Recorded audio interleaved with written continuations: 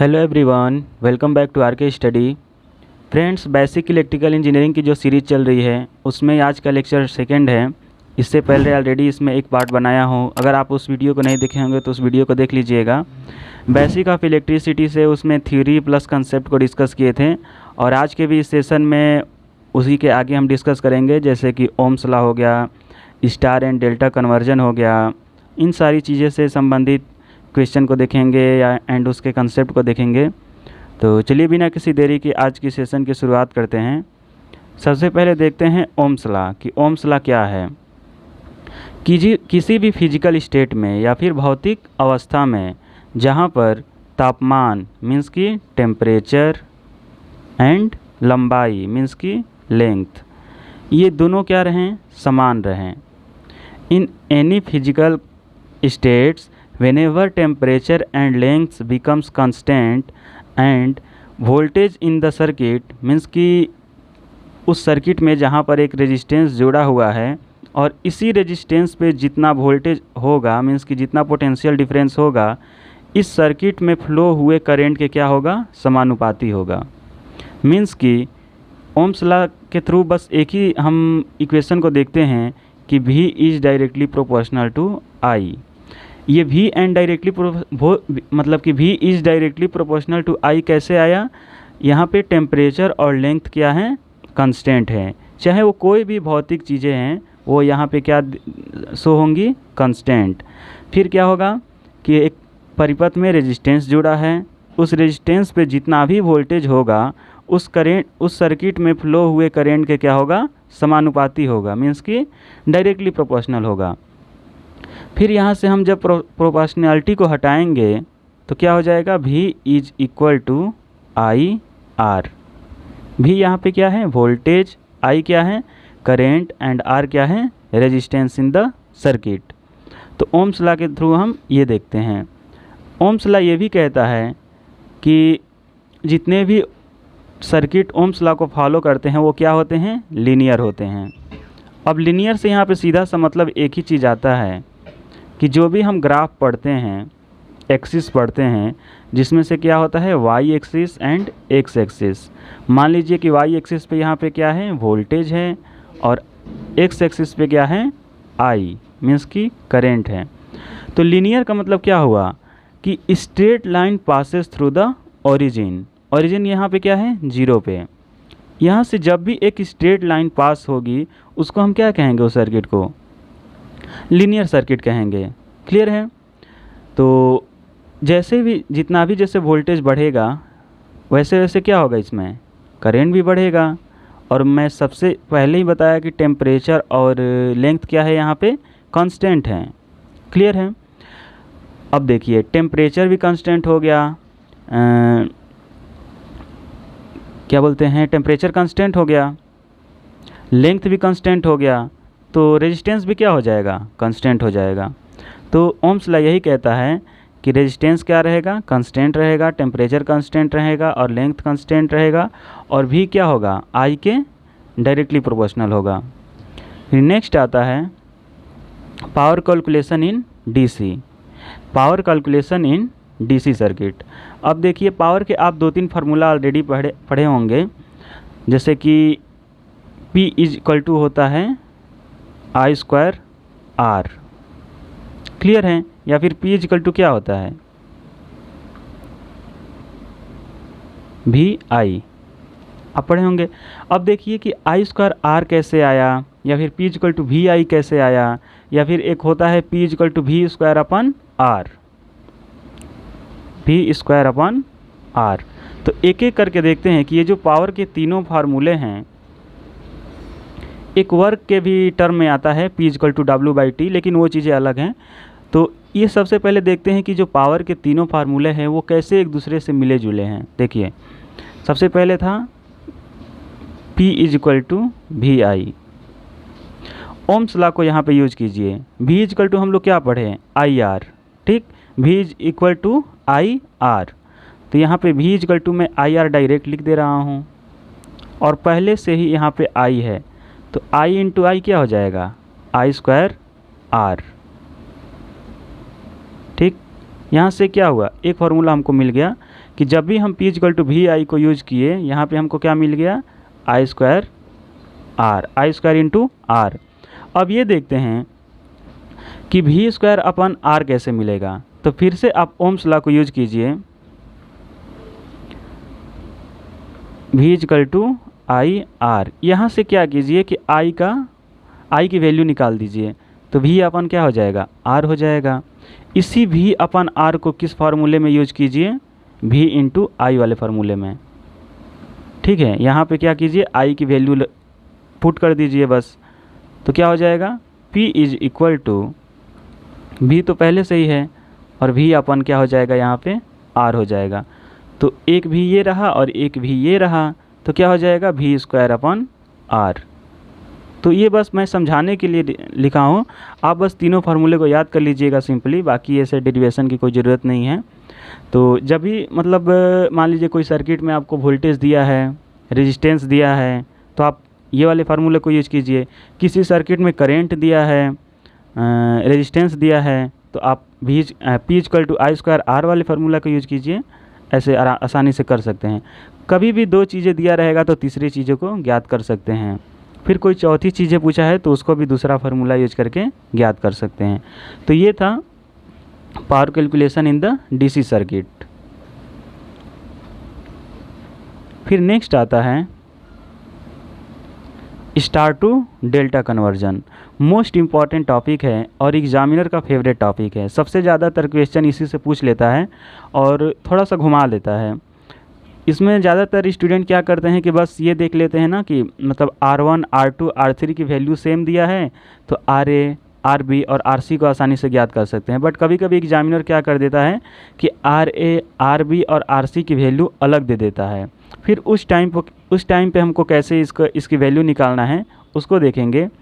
चलिए सबसे पहले देखते हैं कि अगर सर्किट में RA की वैल्यू पूछ दिया तो कैसे निकालेंगे। एक चीज़ है कि जब भी RA हुआ या फिर RB हुआ या फिर RC हुआ, इन तीनों की किसी की भी वैल्यू पूछा जाएगा तो R1, R2 और R3 तीनों की वैल्यू पहले से ही दिया रहेगा। बस आपको क्या करना है, फार्मूले को याद करना है और वहाँ पे वैल्यू को पुट करके आंसर निकाल लेना है। तो सबसे पहले देखते हैं कि RA की वैल्यू क्या होगी। RA देखिए यहाँ पे दिया गया है। सबसे सिंपल तरीका बता रहा हूँ, आप क्या कर लीजिए, एक इस तरह से एरो बना लीजिए। ठीक है, एरो बनाने के बाद दो हमको ब्रांच दिख रहा है, एक R1 दिख रहा है और एक R2 दिख रहा है। क्लियर है, R1 and R1 plus R2। अब देखिए इसमें क्या है कि अगर आप एक फार्मूले को समझ गए अच्छे से तो बाकी के फार्मूले को आप आसानी से कर सकते हैं या फिर आसानी से क्या कर सकते हैं, बना सकते हैं। तो देखिए यहाँ पे सबसे पहले मैं क्या कर रहा हूँ कि R1 की वैल्यू निकाल रहा हूँ। तो यहाँ पे क्या हो जाएगा, R1 plus R2, R1 plus R2 plus R1 R2। पहले मैं क्या किया, R1 प्लस R2 किया, फिर दोनों को क्या किया, मल्टीप्लाई किया, plus R1 plus R1 into R2 upon में। अब देखिए कौन सा रेजिस्टेंस बच रहा है, मैं R1 को यूज कर लिया, R2 को यूज कर लिया, दोनों की मल्टीप्लाई कर लिया और अपॉन में क्या कर देना है, जो रेजिस्टेंस बच रहा है मीन्स कि कौन सा रेजिस्टेंस बच रहा है, R3। इतना क्लियर है। तो अपॉन में क्या लिख देंगे, R3। क्लियर है। तो RA की वैल्यू इस तरह से निकालेंगे। फिर आप लोग खुद सोचिए कि RB की वैल्यू कैसे निकलेगी। यहाँ पे क्या करेंगे, RB। तो RB के लिए क्या करेंगे, देखिए यहाँ पे दिया गया है नीचे की तरफ, तो यहाँ पे भी हम एक एरो बना लेंगे इस तरह से।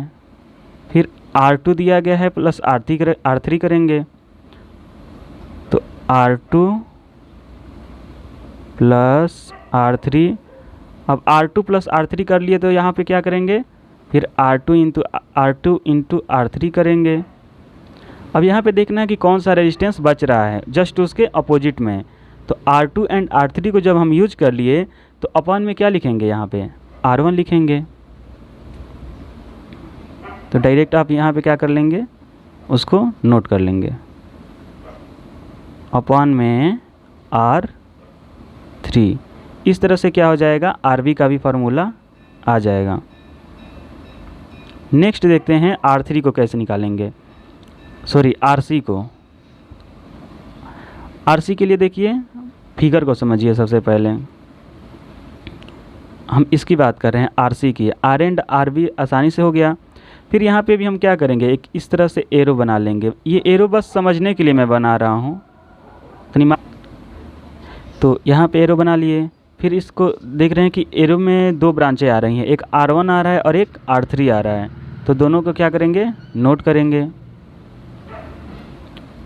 R1 प्लस R3, फिर क्या करेंगे R1 इंटू R3 अपान कौन सा रेजिस्टेंस बच रहा है, R2। देखिए यहाँ पे फिगर में दिया गया है। जब भी हम दो रेजिस्टेंस को यूज करेंगे तो सिंपल सी बात है, एक ना कोई रेजिस्टेंस बचेगा, उसी को क्या कर लेना है, अपान में लिख लेना है। तो यहाँ पे R2 बच गया था। तो इस तरह से एक एक करके हम लोग RO, RA, RB and RC को देख लिए। तो आप तीनों फार्मूले को क्या कर लीजिए, नोट कर लीजिए।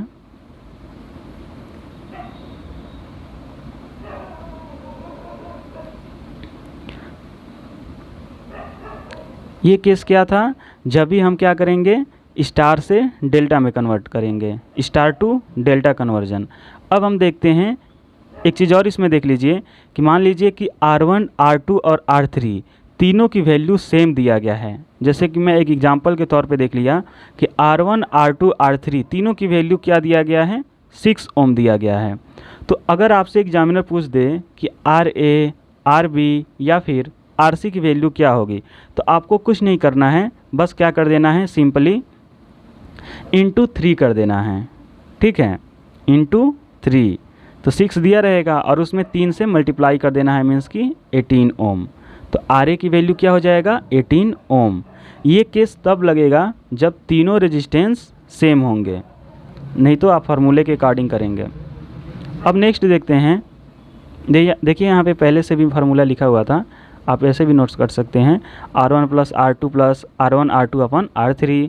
RB की वैल्यू निकाला तो R2 plus R3 plus R2 R3 अपन R1, और RC की वैल्यू निकाला तो R1 plus R3 plus R1 R3 अपन R2। तीनों हो गया। फिर आ रहा है डेल्टा टू स्टार कन्वर्जन। ठीक है, डेल्टा टू स्टार कन्वर्जन। तो डेल्टा टू स्टार कन्वर्जन में क्या होगा कि RA, RB और RC तीनों की वैल्यू आपको दिया रहेगा और R1, R2, R3 तीनों की वैल्यू पूछा जाएगा। तो सबसे पहले हम देखते हैं कि R1 की वैल्यू क्या होगी। तो देखिए यहाँ पे दिया गया है कि RA, RC, R1 की वैल्यू निकालनी है ना, तो आप एक बाहर से इस तरह का एरो बना लीजिए। अब देखिए कि इस एरो के अंतर्गत कितने ब्रांच आ रहे हैं। तो एक RA आ रहा है और एक RC आ रहा है। तो RA इंटू RC करेंगे, मीन्स कि दोनों का मल्टीप्लाई करेंगे और अपान में क्या करेंगे, RA, RB एंड RC तीनों का क्या कर देंगे, एडिशन कर देंगे। ये चीज़ें तीनों में सेम रहेगी, चाहे R1 की बात करें, चाहे RB की बात करें या फिर RC की बात करें। अब देखिए मैं इस ब्रांच को देख रहा हूँ R2 के लिए, तो यहाँ से क्या करेंगे, एरो बनाएंगे। इस एरो में क्या हो रहा है कि RA एंड RB आ रहा है, तो RA इंटू RB करेंगे और अपान में RA, RB और RC कर देंगे। मीन्स कि ये तीनों जो हैं RA, RB, RC तीनों का एडिशन कर लेंगे। ठीक उसी प्रकार जब भी हम R3 निकालेंगे तो यहाँ से एक एरो बना लेंगे समझने के लिए, और RB आ रहा है और RC आ रहा है। तो देखिए यहाँ पे क्या लिखा गया, RB RC, और इधर करके देख लीजिए R1 plus RB plus RC, means कि तीनों का क्या किया गया है, एडिशन कर दिया गया है। तो सिंपल तरीका है यही इसका करने का। जब आप इससे रिलेटेड 2-3 क्वेश्चन करेंगे तो आपको और भी अच्छे से क्लियर हो जाएगा। तो एग्जाम्पल के तौर पे मैं एक दे रहा हूँ, आप लोग क्वेश्चन करिएगा और उसका आंसर कमेंट में बताइएगा। जैसे कि RA की वैल्यू यहाँ पे क्या दिया गया है, मैं दे रहा हूँ, आप लोग करिएगा। RA की वैल्यू मान लीजिए कि 6 ओम है, RB की वैल्यू 8 ओम है एंड RC की वैल्यू 10 ओम है। तीनों की वैल्यू दिया गया है RA, RB एंड RC। तो आपको R1, R2 एंड R3 की वैल्यू निकालना है, कुछ नहीं करना है, बस ये फार्मूले पे आपको रख देना है, तीनों की वैल्यू आ जाएगी। ठीक है, तो इस क्वेश्चन को आप लोग ट्राई कीजिएगा। नेक्स्ट देखते हैं कि power calculation in AC. Power calculation in AC, तो आप लोग को पता होगा 3 पावर होते हैं, एक एपरेंट पावर होता है और एक एक्टिव पावर होता है और एक रिएक्टिव पावर होता है। तो राइट एंगल ट्रायंगल एक होता है, उसी से हम लोग समझ सकते हैं आसानी से। ये जो हाइपोटेनियस इसको बोलते हैं मैथ में, जब भी हम मैथमेटिक्स पढ़ते हैं तो हाइपोटेनियस किसको बोलते हैं, सबसे बड़े वाले टर्म को इसको बोलते हैं। फिर इसको हम लोग बेस बोलते थे, इसको हाइपोटेनियस। तो इन तीनों में सबसे जो बड़ा होता था वो कौन सा होता था, हाइपोटेनियस। तो ये हाइपोटेनियस में यहाँ पे क्या है, एपेरेंट पावर, इसको क्या बोलते हैं, एपेरेंट पावर। और ये क्या रहा, आरपी मतलब रिएक्टिव पावर और एपी मतलब एक्टिव पावर। अब जब भी देखिए यहाँ पे क्या एपेरेंट क्या है, ये समझिए कि इन दोनों का क्या है, पापा हैं, ठीक है। और भाई पापा तो बड़े होते ही हैं, ये दोनों क्या हैं, इनके बेटे हैं। समझने के लिए बता रहा हूँ। तो ये मान लीजिए कि एक्टिव पावर हो गया और ये क्या रहा, रिएक्टिव पावर। तो कभी कभी एग्जामिनर ये भी पूछ देता है, तीनों दिया रहेगा, एक्टिव पावर, रिएक्टिव पावर और एपेरेंट पावर, और पूछ देगा कि इन तीनों में किसकी वैल्यू सबसे ज़्यादा होती है। एक इलेक्ट्रिकल सर्किट में या फिर इलेक्ट्रिकल पावर सर्किट में किस पावर की वैल्यू सबसे ज़्यादा होती है, तो एपेरेंट पावर। कभी कभी ये पूछ लेता है कि बताइए कि कौन सी पावर ज़्यादा होती है, और एरो दिया रहेगा, मान लीजिए कि ऐसे दिया रहेगा, apparent power and reactive power, इस तरह से दिया रहेगा। पूछेगा कि क्या ये स्टेटमेंट सही है, क्या ये स्टेटमेंट करेक्ट है, तो आप लोग को क्या करना है, सही का टिक करना है, क्योंकि एपेरेंट पावर रिएक्टिव पावर से भी बड़ा होता है और एपेरेंट पावर से भी बड़ा होता है, एक्टिव पावर से भी बड़ा होता है। और इन्हीं दोनों का जो सम होता है वो क्या कहलाता है, एपेरेंट पावर। तो और भी इसके बारे में देखते हैं, एपेरेंट पावर को हम लोग कैसे लिखते हैं। तो P is equal to V I, P is equal to V I क्या होता है, एपेरेंट पावर। क्लियर है। करें कि इसकी यूनिट क्या होती है, तो देखिए V की यूनिट क्या होती है, वोल्ट, और I मीन्स की करेंट की यूनिट क्या होती है, एम्पियर। तो इसकी यूनिट क्या हो जाएगी, वोल्ट एम्पियर।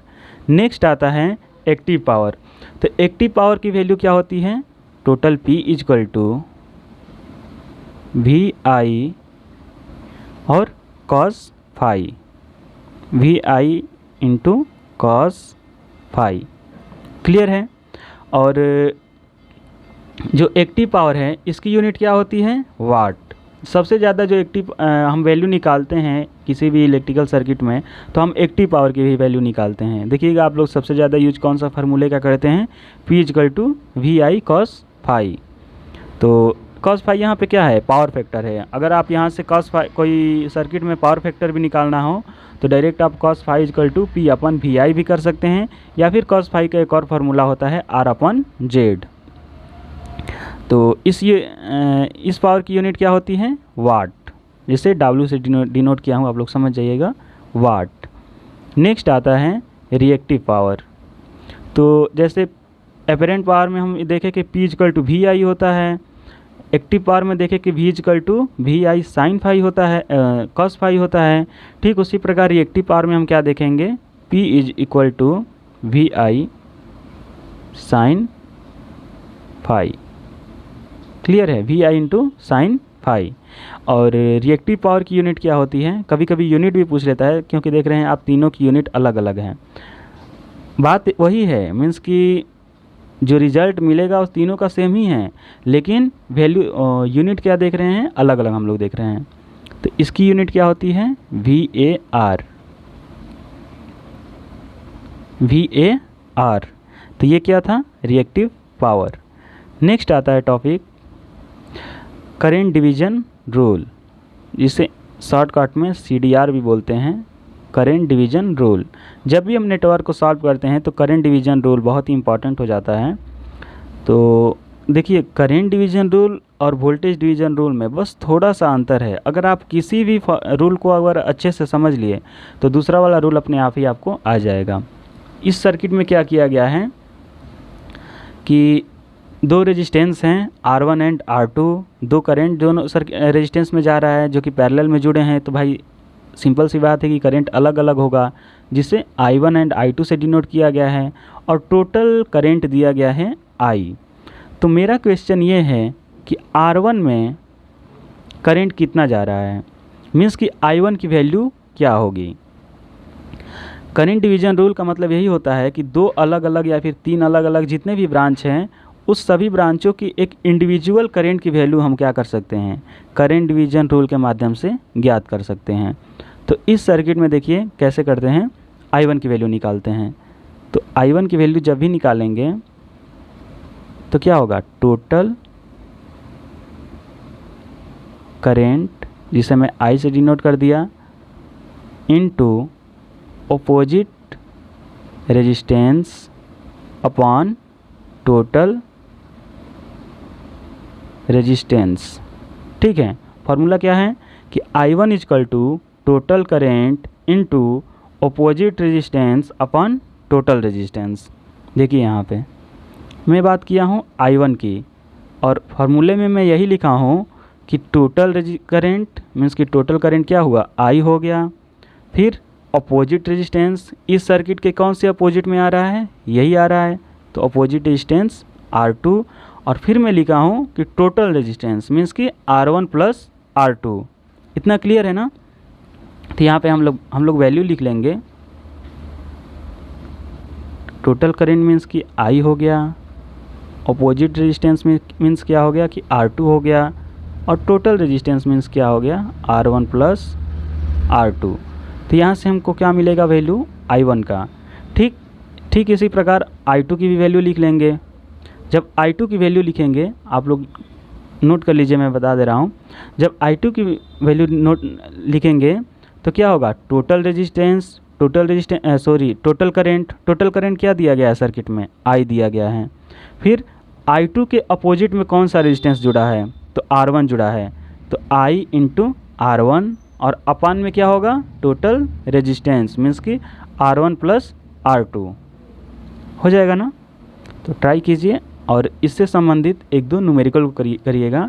R1 के वैल्यू जगह पे कुछ भी रख दीजिए, 5-6 ओम, R2 के जगह पे 10 ओम रख लीजिए, टोटल करंट दे दीजिए सर्किट में, मान लीजिए कि 8 एम्पियर, फिर वहाँ पे I1 एंड I2 की वैल्यू अलग अलग निकालिए। और एक चीज़ और है कि जब भी आप I1 एंड I2 की वैल्यू को ऐड करेंगे तो वो I के इक्वल आना चाहिए, वरना आप ये जज कर सकते हैं कि हाँ कैलकुलेशन में कहीं ना कहीं मिस्टेक हो रहा है। ठीक है, फिर देखते हैं कंडक्टेंस। कंडक्टेंस क्या है, आगे हम लोग वोल्टेज डिवीजन रूल भी पढ़ेंगे। सबसे पहले देखते हैं कंडक्टेंस। रेजिस्टेंस हम लोग पढ़ लिए कि वह ऑब्जेक्ट जो क्या करता है, करंट के प्रवाह को रोकता है। और कंडक्टेंस का क्या है कि जिसके द्वारा किसी सर्किट में करंट फ्लो होता है। रेजिस्टेंस क्या करता है, रोकता है, और कंडक्टेंस क्या करता है कि किसी भी इलेक्ट्रिकल सर्किट में या फिर किसी भी कंडक्टर में जो इलेक्ट्रिसिटी फ्लो होता है या फिर जो इलेक्ट्रिक करंट फ्लो होता है, वो किसके द्वारा होता है, कंडक्टेंस के थ्रू होता है। तो एक तरह से देखा जाए तो कंडक्टेंस क्या हो जा रहा है, रेजिस्टेंस के जस्ट अपोजिट हो रहा है। तो यहाँ पे देखिए, इसको सिंबल में दिया हूँ जी से क्या करते हैं, कंडक्टेंस को डिनोट करते हैं। तो हम सिंपली इसको लिख सकते हैं कि G is inversely proportional to R, means कि अगर G क्या होगा, बढ़ेगा, तो रेजिस्टेंस क्या होगा, घटेगा। किसी भी वस्तु की, किसी भी ऑब्जेक्ट की या फिर किसी भी मेटल की रेजिस्टेंस सर्किट में कंडक्टेंस को बढ़ा दिया जाए, ठीक है, कंडक्टेंस को बढ़ा दिया जाए तो उसकी रेजिस्टेंस क्या हो जाएगा, घटेगा। तो एक चीज़ और इसमें आता है कि कंडक्टेंस की यूनिट क्या होती है, कंडक्टेंस की यूनिट। तो कंडक्टेंस की यूनिट क्या होती है, साइमन्स। एस से भी डिनोट करते हैं, लेकिन पूरा लिखा हूँ SIEMENS, साइमन्स। कंडक्टेंस की ये यूनिट होती है। नेक्स्ट आता है कंडक्टिविटी। कंडक्टिविटी को सिग्मा से डिनोट करते हैं। जैसे कंडक्टेंस क्या था, रेजिस्टेंस के अपोजिट था, ठीक उसी प्रकार कंडक्टिविटी क्या है, रेजिस्टिविटी के अपोजिट है। तो किसी भी सर्किट में या फिर किसी भी इलेक्ट्रिकल सर्किट में जहाँ पर कंडक्टिविटी क्या किया जाए, बढ़ा दिया जाए, तो वहाँ पे रेजिस्टिविटी क्या हो जाएगा, घट जाएगा। तो यहाँ पे देखिए कंडक्टिविटी इज इक्वल टू हम क्या लिख सकते हैं 1 अपॉन रेजिस्टिविटी, या फिर conductivity is inversely proportional to 1 upon resistivity. इतना क्लियर है। यहाँ पे क्या होगा, रेजिस्टिविटी की अगर वैल्यू को बढ़ाया जाए तो कंडक्टिविटी घट जाएगा, और कंडक्टिविटी की वैल्यू को रेजिस्टिविटी की वैल्यू को कम किया जाए तो कंडक्टिविटी क्या हो जाएगा, बढ़ जाएगा। तो इसका सिंपल सा मतलब है। अब देखते हैं कि कंडक्टिविटी की एसआई यूनिट क्या होती है। तो सबसे पहले हम देखते हैं कि रेजिस्टिविटी की एसआई यूनिट क्या होती है। तो कल मैं बताया था कि रेजिस्टिविटी की जो एसआई यूनिट है वो क्या था, ओम मीटर। ठीक है, ओम मीटर। तो यहाँ पे क्या करेंगे, ये चीज़ हम लोग देख रहे हैं कि जस्ट रेजिस्टिविटी कंडक्टिविटी के क्या है, अपोजिट है। तो कंडक्टिविटी की यूनिट क्या हो जाएगा, ओम। ओम की अपोजिट क्या होता है, मो होता है। उसको ऐसे डिनोट करते हैं, ओम को ऐसे डिनोट करते हैं ना, तो मोह को ऐसे, जस्ट उसके अपोजिट। और मीटर, ओम मीटर आ रहा था, तो कंडक्टिविटी की यूनिट क्या हो जाएगी, मोह पर मीटर। ठीक है, या फिर इसको साइमन्स पर मीटर भी बोल सकते हैं। ठीक है, साइमन्स पर मीटर या फिर मोह पर मीटर। इतना क्लियर है। तो आज के सेशन में बस इतना ही। कल देखेंगे हम लोग वोल्टेज डिवीजन रूल, जो कि करंट डिवीजन रूल। तो आज के सेशन में देखें, दोनों पढ़ा देता तो फिर कन्फ्यूजन होता आपको, तो इस वजह से करंट डिवीजन रूल में जो मैं पढ़ाया हूँ उससे रिलेटेड दो चार क्वेश्चन को ट्राई कीजिएगा, ताकि ये अच्छे से क्लियर हो जाए, और बाकी के टॉपिक कल डिस्कस करेंगे। तो चलिए आज के लिए बस इतना ही, मिलते हैं नेक्स्ट सेशन में। Thank you everyone.